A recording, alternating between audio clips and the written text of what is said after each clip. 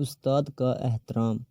استاد اس شخص کو کہتے ہیں جس سے کسی قسم کا کوئی سبق پڑھا جائے یا اس سے مسئلہ پوچھا جائے، یا وہ امر بالمعروف کرے یا نہی عن المنکر کرے، یا وہ اصلاح نفس کے طریقے بتلاتا ہو، تو ایسے شخص کو استاد ہی کہا جاتا ہے۔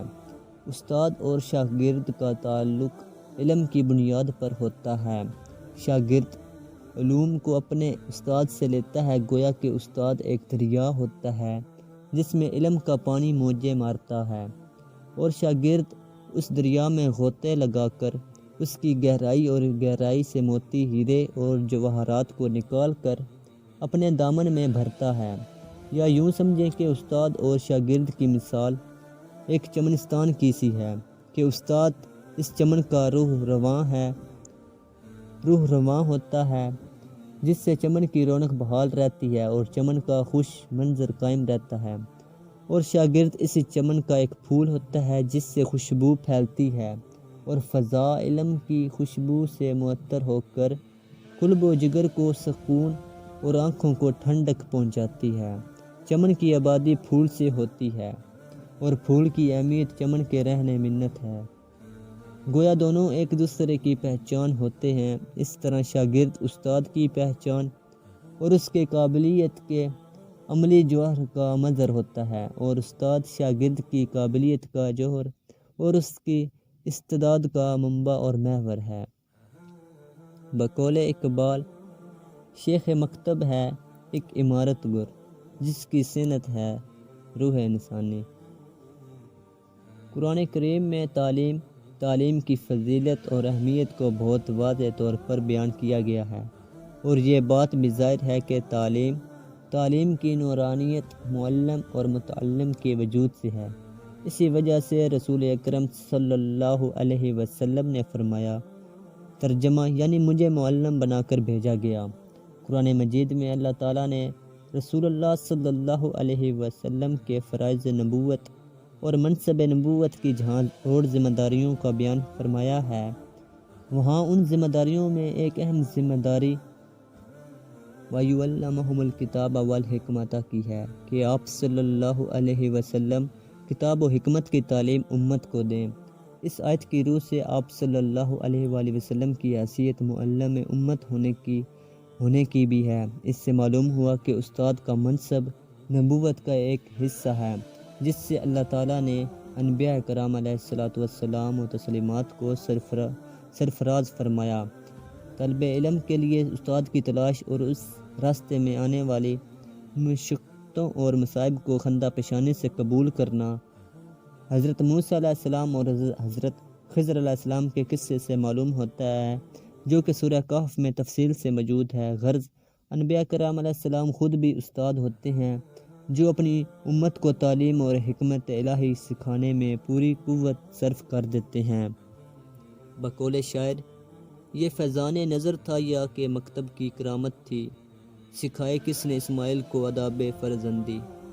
استاد کی عظمت کو اجاگر کرنے کے لیے آپ صلی اللہ علیہ وسلم کے اس ارشاد پاک کو دیکھنا چاہیے، جس کا مفہوم یہ ہے کہ بوڑھے مسلمان حافظ قرآن، عالم دین، عادل بادشاہ اور استاد کی عزت کرنا تعظیم خداوندی میں داخل ہے۔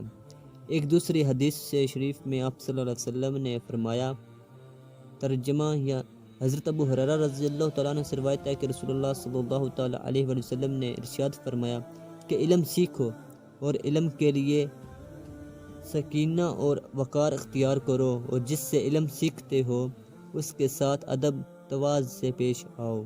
اس حدیث شریف میں علم حاصل کرنے کی ترغیب کے ساتھ ساتھ استاد کے ادب و احترام، اس کے ساتھ تواضع و انکساری کے ساتھ پیش آنے کا صریح حکم دیا گیا ہے۔ حضرت علی رضی اللہ تعالیٰ عنہ کا قول ہے، ترجمہ فرمایا، میں اس شخص کا غلام ہوں جس نے مجھے ایک حرف پڑھایا، اگر وہ چاہے تو مجھے بیچ دے، اور اگر چاہے تو آزاد کر دے، اور اگر چاہے تو غلام بنا لے۔ حقوق و فرائض، جب دو مختلف قسم کے افراد آپس میں تعلق قائم کریں تو ان دونوں میں سے ہر ایک کے کچھ حقوق ہوتے ہیں اور کچھ ذمہ داریاں ہوتی ہیں جن کو ہم حقوق و فرائض سے تعبیر کر سکتے ہیں۔ ایک استاد اور معلم کے اپنے شاگرد پر کیا حقوق عائد ہوتے ہیں، ان میں سے بعد کی قدر تفصیل درج ذیل ہے۔ ادب و احترام۔ استاد کا سب سے پہلا حق جو شاگرد پر لازم ہوتا ہے وہ استاد کا ادب و احترام ہے۔ استاد کا ادب و احترام عقلاً، نقلاً اور روایتاً اور در و روایتاً شاگرد پر ضروری ہے، بلکہ یوں کہا جائے تو بے جا نہیں ہوگا کہ والدین کی طرح استاد کا ادب و احترام بھی ضروری ہے، بلکہ اس سے بڑھ کر ضروری ہے۔ وجہ اس کی یہ ہے کہ والدین انسان کو زمین پر لانے کا ذریعہ بنتے ہیں، جبکہ استاد انسان کو زمین و آسمان کی بلندیوں تک لے جاتا ہے۔ والدین اگر انسان کے جسم کے مربی ہے تو استاد انسان کی روح کا مربی ہے۔ متصف ان کو کرے کردار سے، تیز تر ہے برقِ گلِ تلوار سے۔ ایک اور شاعر کے بقول، گر سکھائے ہیں بادشاہی کے، میرے استاد محترم نے مجھے۔ والدین انسان کی جسمانی غذا، اس کی بہترین تربیت اور مناسب نشوونما کا خیال رکھتے ہیں، تو استاد انسان کی روحانی غذا اور اس کی اعلیٰ تعلیم و تربیت اور روحانی نشوونما کو پروان چڑھاتا ہے۔ اسی طرح جو فضیلت روح کو جسم پر ہے، وہی فضیلت استاد کو والدین پر ہے۔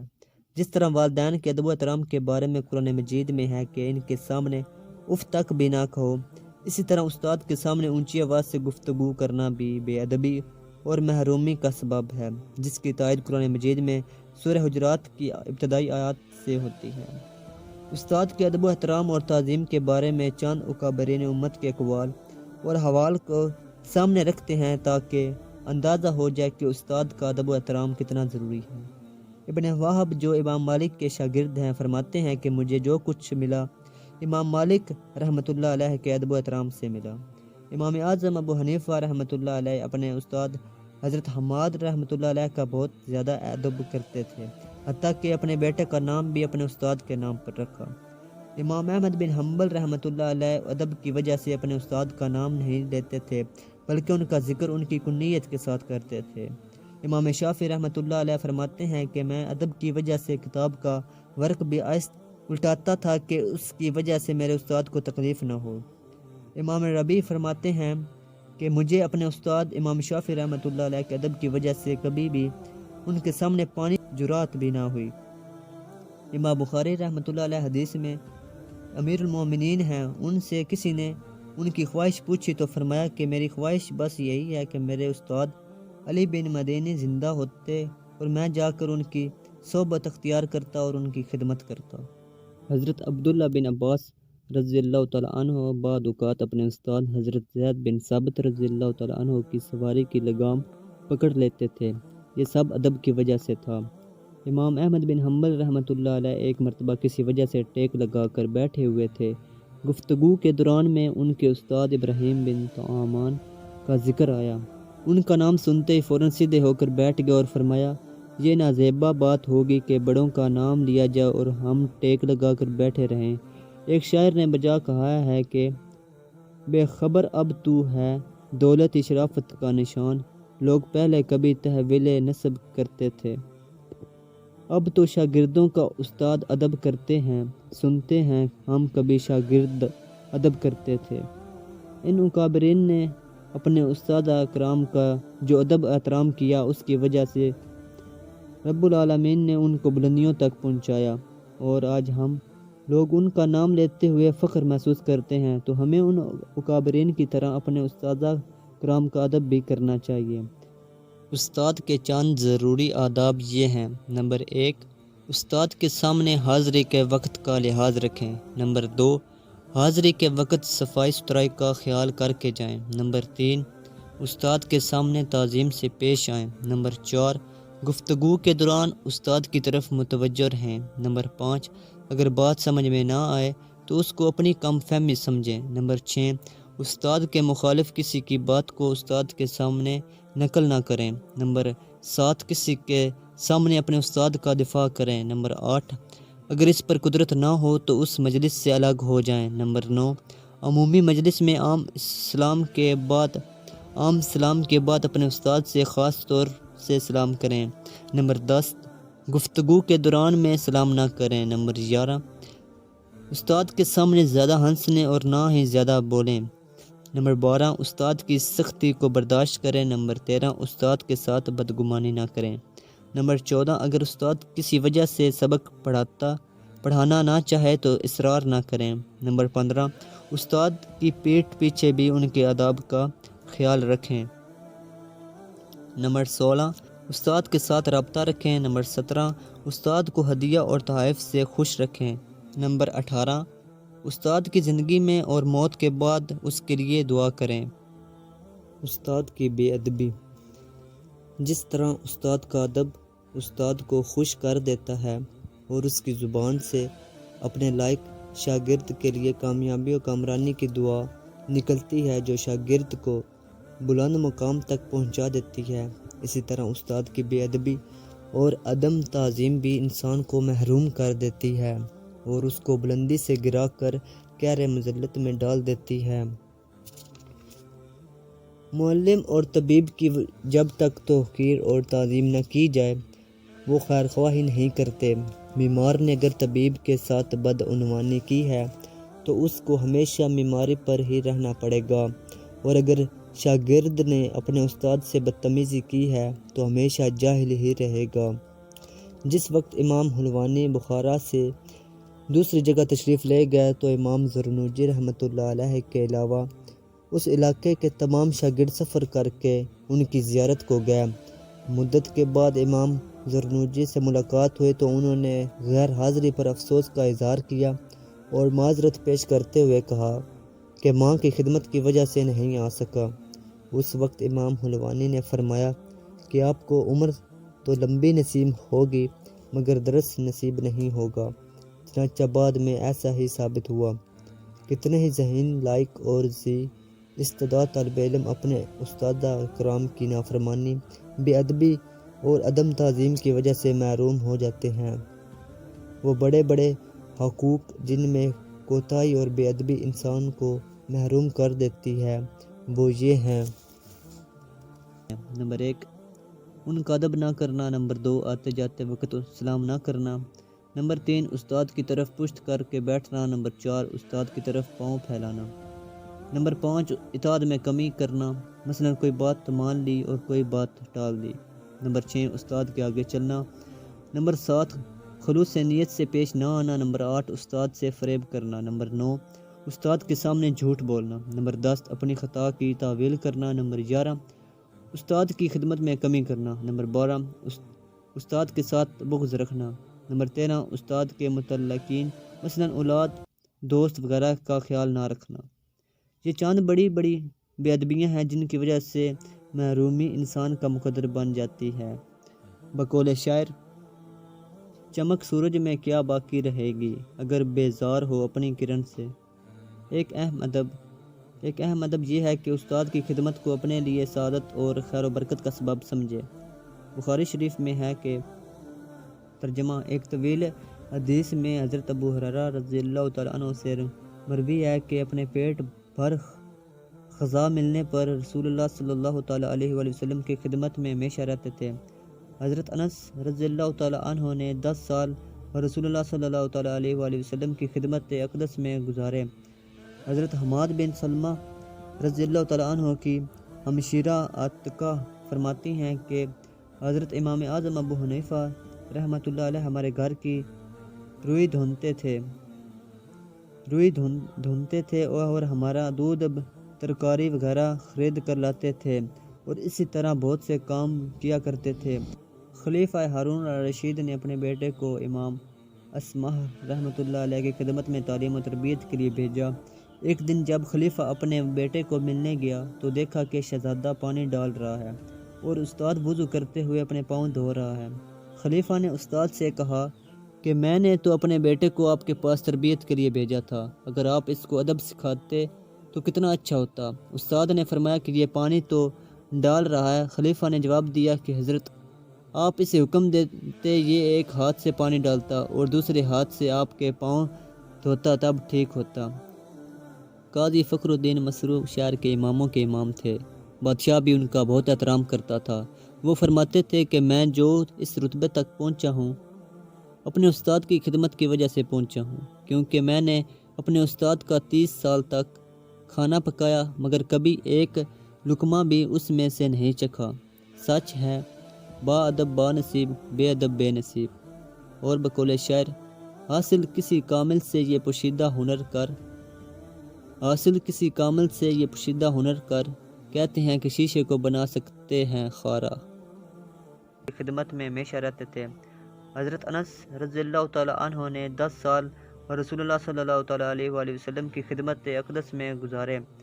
حضرت حماد بن سلمہ رضی اللہ تعالیٰ عنہ کی ہمشیرہ عاتقہ فرماتی ہیں کہ حضرت امام اعظم ابو حنیفہ رحمۃ اللہ علیہ ہمارے گھر کی روئی دھونتے تھے اور ہمارا دودھ ترکاری وغیرہ خرید کر لاتے تھے اور اسی طرح بہت سے کام کیا کرتے تھے۔ خلیفہ ہارون الرشید نے اپنے بیٹے کو امام اسمہ رحمۃ اللہ علیہ کی خدمت میں تعلیم و تربیت کے لیے بھیجا۔ ایک دن جب خلیفہ اپنے بیٹے کو ملنے گیا تو دیکھا کہ شہزادہ پانی ڈال رہا ہے اور استاد وضو کرتے ہوئے اپنے پاؤں دھو رہا ہے۔ خلیفہ نے استاد سے کہا کہ میں نے تو اپنے بیٹے کو آپ کے پاس تربیت کے لیے بھیجا تھا، اگر آپ اس کو ادب سکھاتے تو کتنا اچھا ہوتا۔ استاد نے فرمایا کہ یہ پانی تو ڈال رہا ہے۔ خلیفہ نے جواب دیا کہ حضرت، آپ اسے حکم دیتے یہ ایک ہاتھ سے پانی ڈالتا اور دوسرے ہاتھ سے آپ کے پاؤں دھوتا تب ٹھیک ہوتا۔ قاضی فخر الدین مسرور شہر کے اماموں کے امام تھے۔ بادشاہ بھی ان کا بہت احترام کرتا تھا۔ وہ فرماتے تھے کہ میں جو اس رتبے تک پہنچا ہوں اپنے استاد کی خدمت کی وجہ سے پہنچا ہوں، کیونکہ میں نے اپنے استاد کا 30 سال تک کھانا پکایا مگر کبھی ایک لقمہ بھی اس میں سے نہیں چکھا۔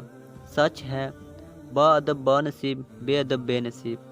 اور بقول شاعر، حاصل کسی کامل سے یہ پوشیدہ ہنر کر، حاصل کسی کامل سے یہ پوشیدہ ہنر کر، کہتے ہیں کہ شیشے کو بنا سکتے ہیں خارا۔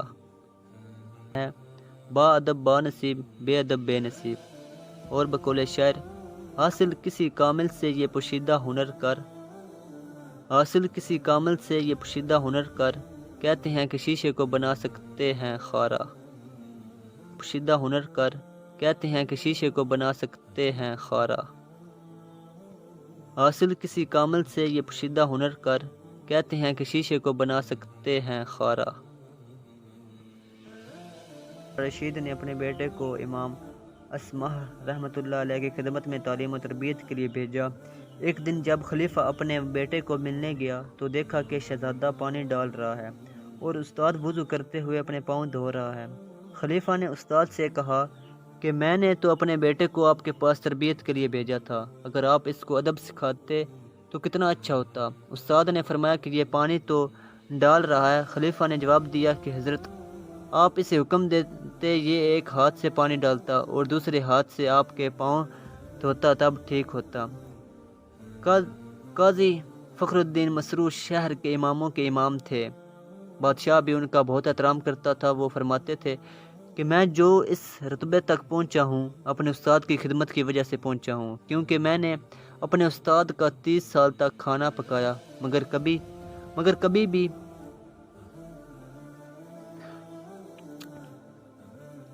قاضی فخر الدین مسرور شہر کے اماموں کے امام تھے۔ بادشاہ بھی ان کا بہت احترام کرتا تھا۔ وہ فرماتے تھے کہ میں جو اس رتبے تک پہنچا ہوں اپنے استاد کی خدمت کی وجہ سے پہنچا ہوں، کیونکہ میں نے اپنے استاد کا 30 سال تک کھانا پکایا مگر کبھی ایک لقمہ بھی اس میں سے نہیں چکھا۔ سچ ہے با ادب با نصیب، بے ادب بے نصیب۔ اور بقول شاعر، حاصل کسی کامل سے یہ پوشیدہ ہنر کر، حاصل کسی کامل سے یہ پوشیدہ ہنر کر، کہتے ہیں کہ شیشے کو بنا سکتے ہیں خارا۔ اور بقول شاعر، حاصل کسی کامل سے یہ پوشیدہ ہنر کر، حاصل کسی کامل سے یہ پوشیدہ ہنر کر، کہتے ہیں کہ شیشے کو بنا سکتے ہیں خارا۔ حاصل کسی کامل سے یہ پوشیدہ ہنر کر، حاصل کسی کامل سے یہ پوشیدہ ہنر کر، کہتے ہیں کہ شیشے کو بنا سکتے ہیں خارا۔ بھی چوری کرتی تو میں اس کے بھی ہاتھ کاٹ دیتا۔ آپ صلی اللہ علیہ وسلم کی سچائی اور ایمانداری کی وجہ سے تمام اہل عرب آپ صلی اللہ علیہ وسلم کو صادق اور امین کہہ کر پکارتے تھے۔ غرض یہ کہ آپ صلی اللہ علیہ وسلم کی ساری زندگی، خواہ وہ نجی ہو یا معاشرتی، مذہبی ہو یا سیاسی، اپنے اندر رشید و ہدایت کے بے پناہ جواہر لیے ہوئے ہے۔ کوئی بھی ہو، کہیں کا بھی ہو، کسی شعبے سے بھی تعلق رکھتا ہو، اس کے لیے حضور صلی اللہ علیہ وسلم کی ذات مبارک میں مکمل رہنمائی موجود ہے، خواہ وہ شوہر ہو، باپ ہو، بیٹا ہو، تاجر ہو یا منصف۔ آپ صلی اللہ علیہ وسلم کی ذات ہر زمانے کے لوگوں کو مکمل رہنمائی فراہم کرتی ہے۔ غرض اب کوئی شخص یہ دعویٰ نہیں کر سکتا کہ اس کو اپنے متعلق شعبے میں ہدایت نہیں ملی، کیونکہ آپ صلی اللہ علیہ وسلم نے زندگی کے تمام معاملات میں اپنی ہدایت اور رہنمائی کے موتی بکھیرے ہیں۔ محمد صلی اللہ علیہ وسلم کی محبت دین حق کی شرط اول ہے، اس میں ہو اگر خامی تو ایمان نامکمل ہے۔ بس مسلمانوں کی زندگی کی کامیابی اور اخروی نجات کا دارومدار اسی بات پر ہے کہ وہ اپنی زندگیوں کو ان حضور صلی اللہ علیہ وسلم کے ارشادات اور رہنمائی کے مطابق ڈھال لیں۔ اس میں انسانیت کی فلاح و مضمر ہے۔ اس کائنات کا ظہور بھی آپ صلی اللہ علیہ وسلم کی وجہ سے ہے۔ حدیث قدسی ہے، اگر آپ صلی اللہ علیہ وسلم نہ ہوتے تو میں کائنات کی تخلیق نہ کرتا اور نہ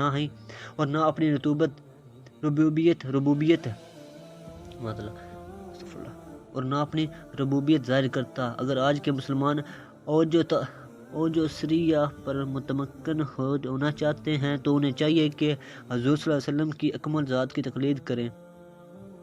کہ محمد سے وفا تو نے تو ہم تیرے ہیں، یہ جہاں چیز ہے کیا لوح قلم تیرے ہیں صلی اللہ علیہ وسلم۔ تاریخ اگر ڈھونڈے گی ثانی محمد صلی اللہ علیہ وسلم، ثانی تو بڑی چیز ہے، سایہ نہ ملے گا۔ حضرت عبداللہ بن عباس رضی اللہ تعالیٰ عنہ بعض اوقات اپنے استاد حضرت زید بن ثابت رضی اللہ تعالیٰ عنہ کی سواری کی لگام پکڑ لیتے تھے۔ یہ سب ادب کی وجہ سے تھا۔ امام احمد بن حنبل رحمۃ اللہ علیہ ایک مرتبہ کسی وجہ سے ٹیک لگا کر بیٹھے ہوئے تھے۔ گفتگو کے دوران میں ان کے استاد ابراہیم بن طعمان کا ذکر آیا۔ ان کا نام سنتے ہی فوراً سیدھے ہو کر بیٹھ گئے اور